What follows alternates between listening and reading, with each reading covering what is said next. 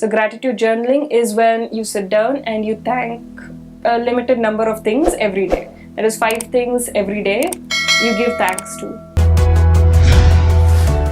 We spoke about how panic attacks and heart attacks are different in general. However, their symptoms, their physical symptoms are very different too, right? So could you tell us how we can differentiate between the symptoms of an anxiety attack and the symptoms of a heart attack? There's a reason people keep getting confused whether they're having a panic attack or a heart attack.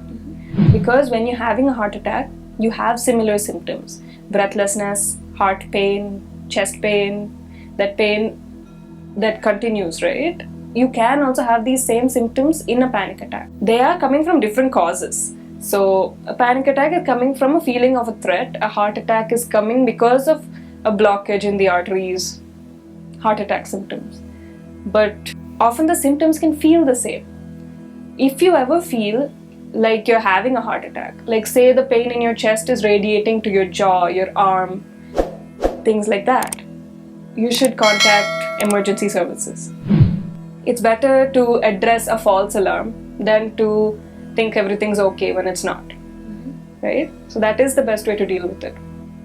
It was greatly mentioned how seeking for emergency care is the first step, because we cannot know what exactly is happening in our body, right?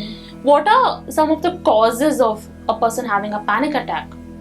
The causes of a panic attack are not exactly known. Like most psychological disorders, you don't know why people keep getting panic attacks, why it happens. But we do know that it's quite common in people, and we do know that it's because of a sensitive stress response system. So when people have a sensitive stress response system, so they have gone through maybe early childhood stress, gone through childhood traumas, right?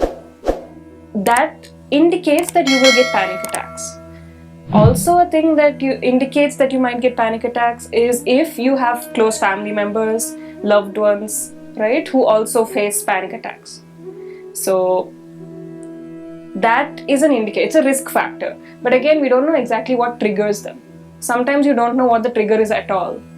And if you go through life worrying that you might face another trigger, that can severely limit your life. You spoke about how panic attacks can be a biological cause or even as a result of a traumatic incident in your childhood. We covered what causes panic attacks, what are the symptoms of it, and how a person can basically deal with a panic attack apart from seeking therapy or emergency care separately. So thank you so much for whatever you mentioned. Before we wrap up, can you give us the mental health tip of the day? My mental health tip of the day is one of the things that can help protect your mental health, right, is gratitude journaling.